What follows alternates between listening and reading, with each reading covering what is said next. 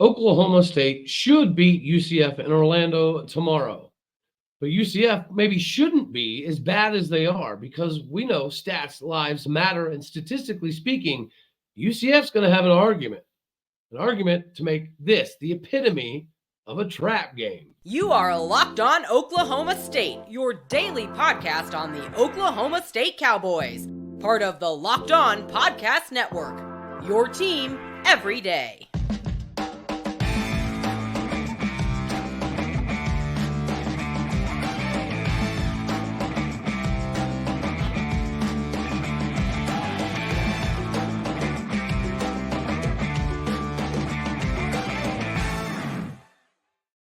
Howdy, y'all, and hello, all. Welcome back to Locked On Oklahoma State, your daily stop for all things Cowboy and Cowgirl related. My name is Cody Stovall. I want to thank you kindly for stopping by to make this your first listen here on Locked On Oklahoma State. You know, we're available on all of your podcasting platforms, visually as well on YouTube, and you can find me personally on Twitter at AllDayOState.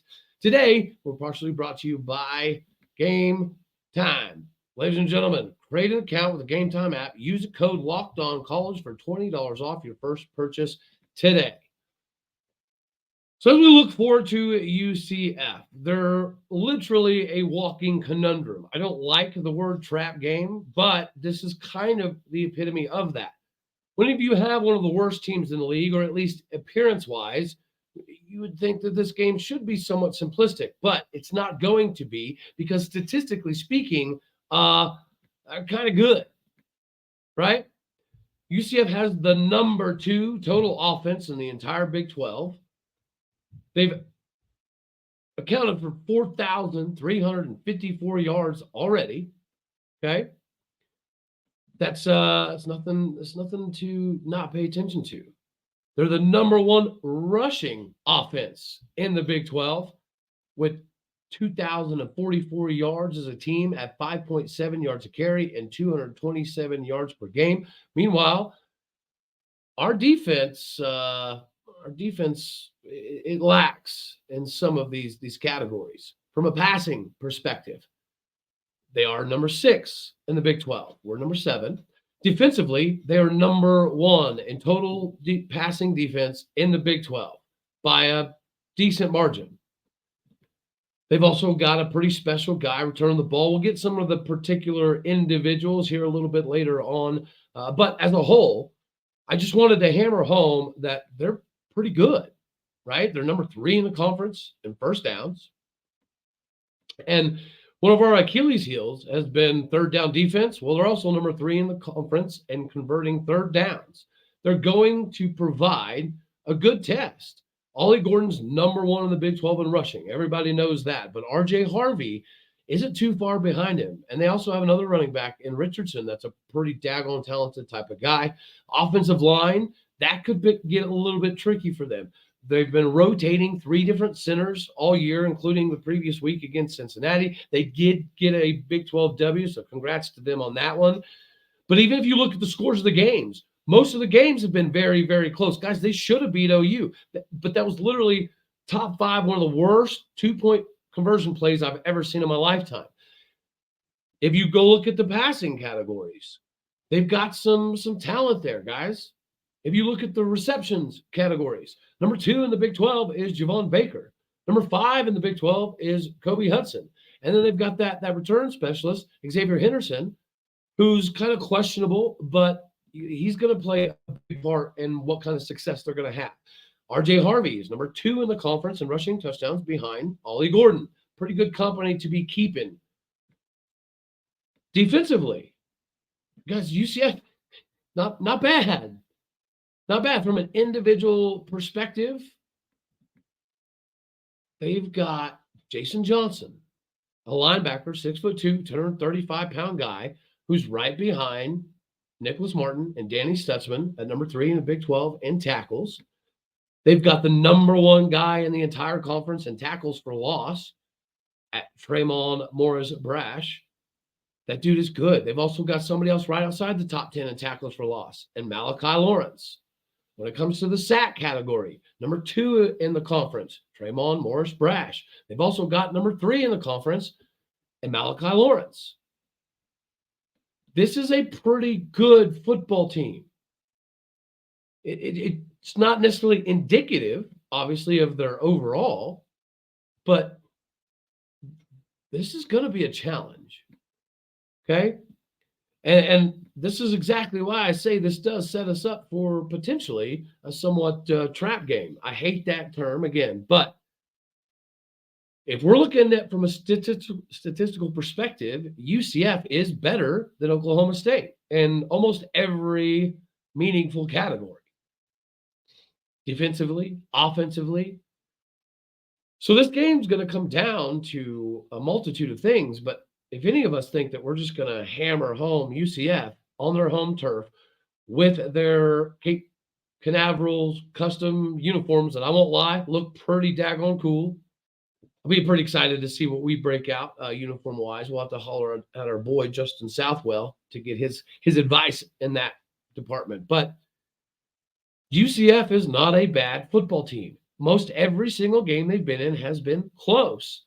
They lose due to ridiculousness, which is dumb because Gus Malzahn has been around for a long time. He gets paid big boy Power 5, Big 12 money, but they lose games in ridiculous ways, right? Again, mismanagement of timeouts, punting when they should kick a field goal, kicking field goals when they should maybe punt, running out of time, not designing a play, not having a sequence of plays, not having a 2-point conversion play already set in stone and built up.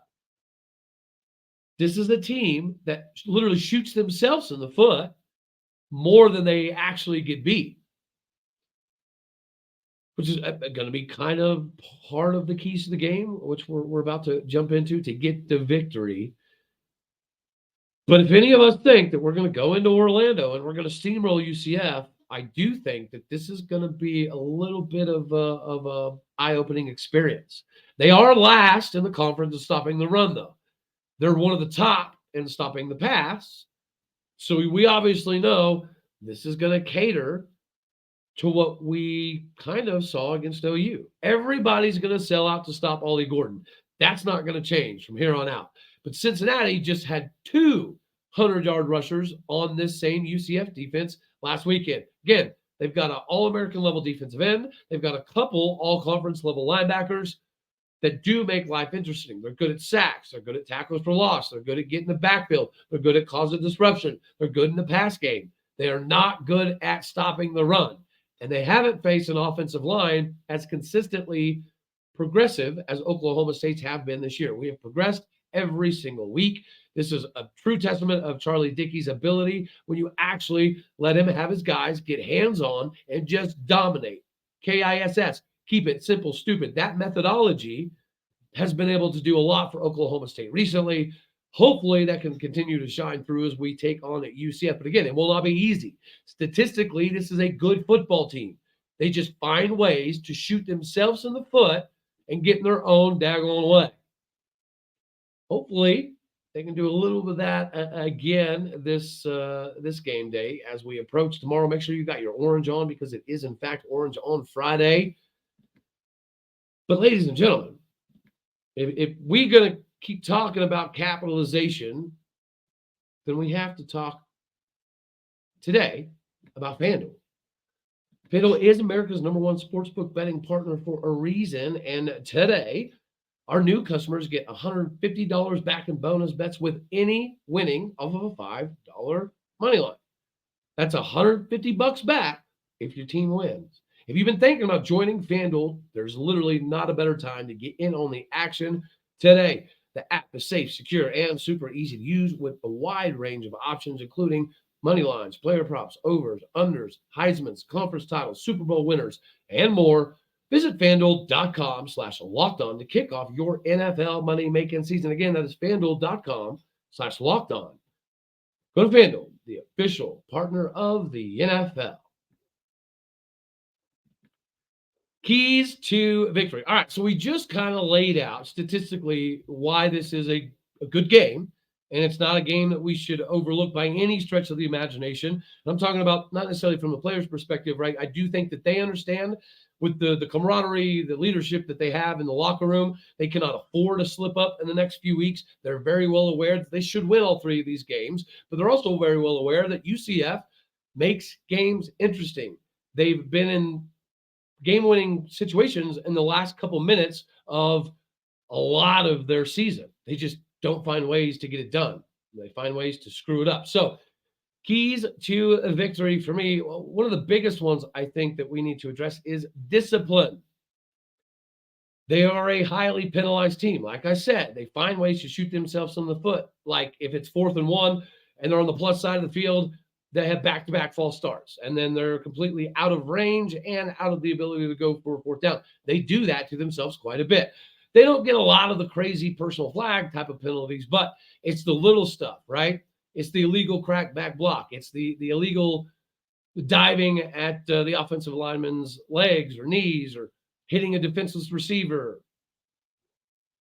It's just been a wild ride for them. So discipline is going to be huge. We're not a very penalized team. This is a Bill Snyder-esque turnaround that we've seen from Mike Gundy. And part of it starts with the accountability. And accountability also comes with what are you going to do that's going to put your team backwards? Everybody's going to have some occasional lapses in judgment, or they just get caught doing ticky-tacky stuff that you typically get away with. That is going to happen. But if we're more disciplined than UCF and we just take care of the ball, we take care of business, should be fine. The other number 2 big for me is going to be what our defensive line is able to do. They have been rotating their centers. They've had 3 centers rotate all daggone year. And then last week, they lost their left guard. Don't know if he's going to be back for this game or not. But regardless, you're potentially looking at a rotation and or a backup at that guard spot. So you have the 2 guys in the middle that are responsible for both A-gaps that are now going to be a little bit unused to this type of pressure. Justin Kirkland, Colin Clay, you've been animals all year about absolutely dominating your AO, your area of operation.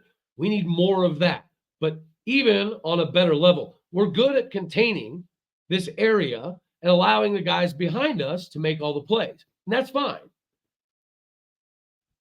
But maybe this game, we could take advantage of the fact that they're going to have some A-gap difficulty.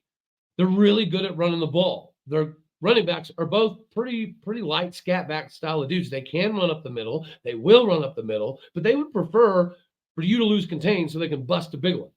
That's their cup of taters. So if you completely take away the A-gaps from them, then it makes their game plan a lot more difficult. Like John Rice Plumlee is pretty daggone athletic. I know that he's kind of still coming back from that knee injury, but if he's anywhere near 90%, 95%, he's a big weapon with his legs. He's improved a little bit in the passing game, which is probably why, statistically speaking, they have some wide receivers that are going to be a problem.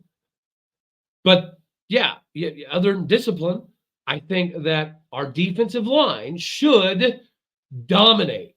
I repeat, our defensive line and front 7 should dominate the UCF offensive line. We just should. And if we do, we're going to be in a good place moving forward. We can't let RJ, Harvey, or Richardson bust a bunch of big ones, right? Because that'll be kind of limiting. We've already shown that we can give up some stuff in the passing game and then kind of click in and do some crazy stuff when it matters.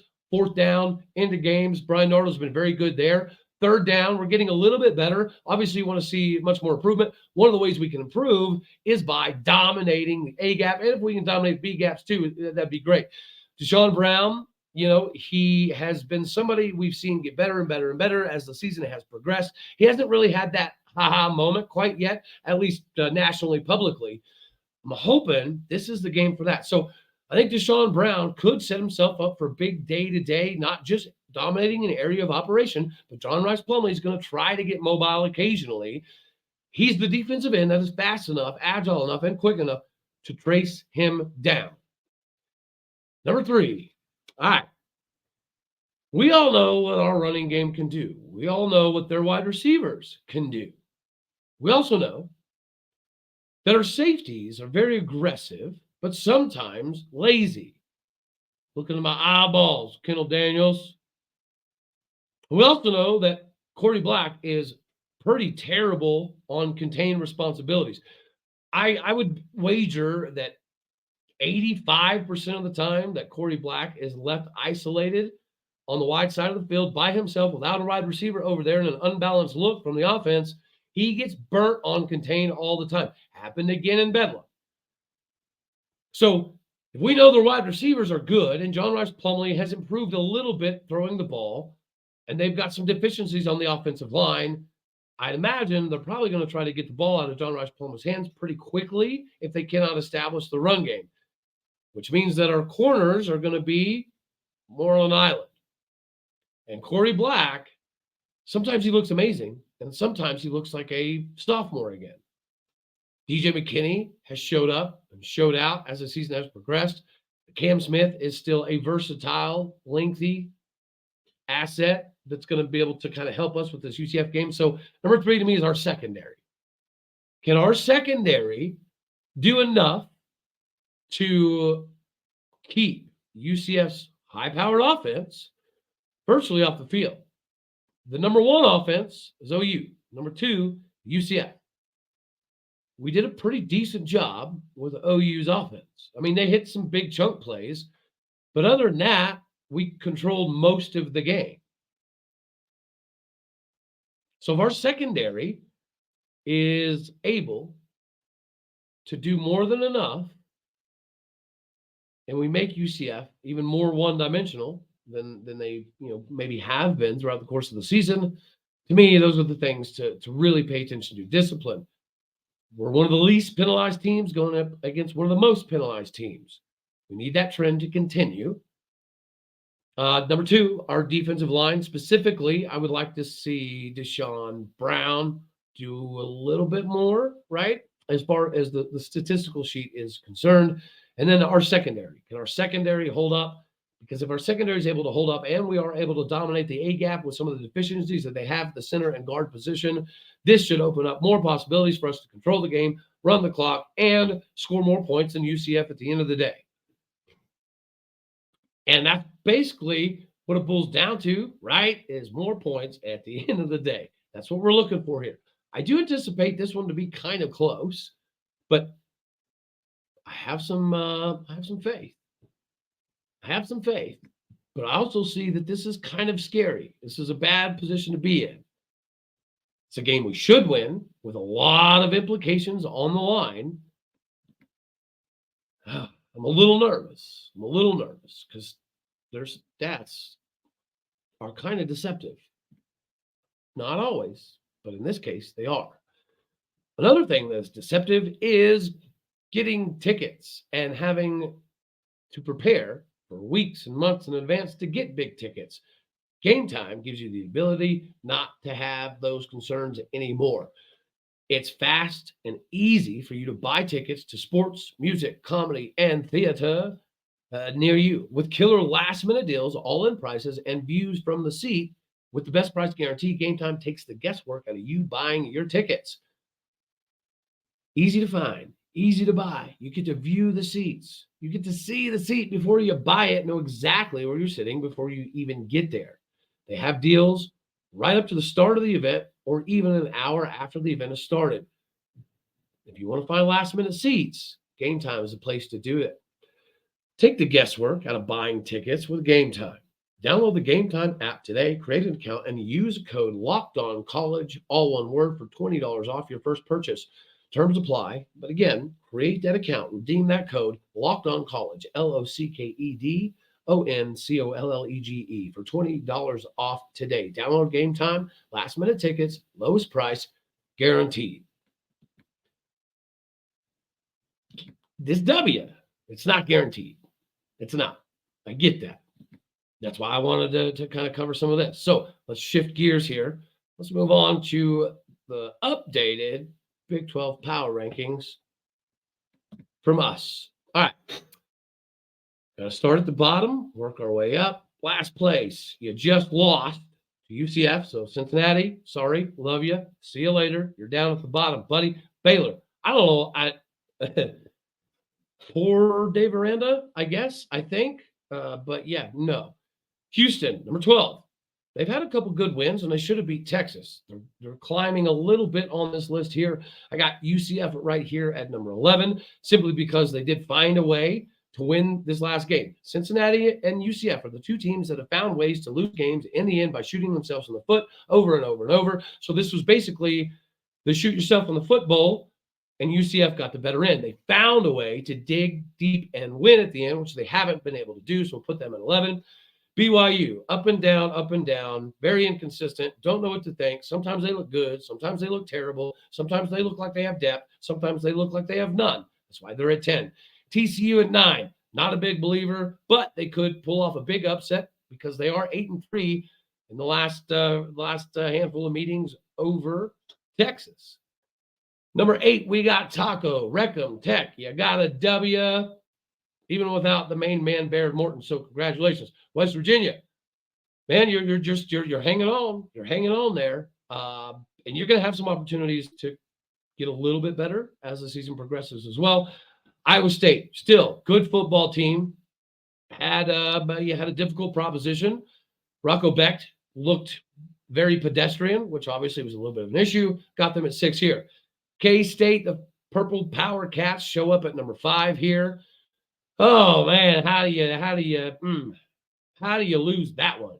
How do you poop that one away? All you got to do, kick an extra point. Over here looking like UCF and Cincinnati. K-State. Number 4, the boomer crying, whining, the refs ruin everything. Sooners. Don't need to say anything more about that crap fest that they like to complain about. Number 3, Rock, Chalk, Jayhawk. Who knew that this team was going to be this good with Jason Bean, with Jalen Daniels? Yes, of course. Everybody expected them to be this good and maybe even better. Why we had them in our top 5 preseason, but without Jason or with Jason Bean, I wouldn't have guessed it. Nobody would have guessed it. Here they are, and they're going to have more opportunities to make a statement if somebody drops a loss here of getting themselves in the Big 12 title picture more squarely. Number 2, our Cowboys, Oklahoma State. You know, I wanted to put us number 1, but South Alabama happened. Iowa State happened. The locker room stuff happened. So it is what it is. We're at number 2, which sets us up for Texas at number 1. Guys, Texas might beat TCU. They very well might beat TCU, but I have a feeling, I have a gut feeling, I don't see them walking into Ames, Iowa and getting a W. So you let me know down in the comments section. I mean, we'll never cheer for Texas because that would be gross, ugly, and illegal. But isn't it better for O State, marketability, perception, Ollie Gordon, Heisman campaign, legitimacy for next year, and retention of players, better recruiting if we beat Texas in Arlington with millions and millions watching? So don't root for them. I mean, you can if you want to. I can't. But if they do win, I ain't mad. Not mad at all. Let me know down in the comments section what you think. Are you looking for a one-loss top 5 Texas in Arlington, or would you prefer another one of the real Big 12 schools to end up in there? Want to be K-State, KU, Iowa State, whatever. Like it if you like the whole thing. Dislike it if you don't. Like I said before, I'm a pretty good group of people's glass of whiskey, but I may not be everyone's cup of tea. No matter if what I say is always 90% accurate, some people just have labels thrown out, and that's fine. We're here to overcome those, just like Ollie Gordon is here to overcome the national perception that you cannot win a Heisman Trophy at Oklahoma State. We have the bigger playoff behind us next year. All right, y'all. That's all we're going to have for this one right here. I cannot wait for tomorrow. We will be doing a post-game show because it's not Bedlam and we're not on the Strip live in Stillwater getting wild, wacky, crazy, and carrying goalposts to Theta Pond. We're not doing that, all right? All right, y'all. You know I love you. As always, God bless. Go Pokes. And thank you very much for tuning in to make this your first listen here on Locked On Oklahoma State. You could be anywhere. We are so happy and blessed you choose to be here. Like it, share it, comment, subscribe, and Apple, Spotify, whatever podcasting platform, go ahead and leave a review. Let's get this Oklahoma State content bigger and better and badder. We're seeing a large contingent of Oklahoma State media now that are branching outside of the controlled narrative stuff. So this is all good. I love it. Make sure that you go show some love to those other O State shows as well. Until next time, later, taters.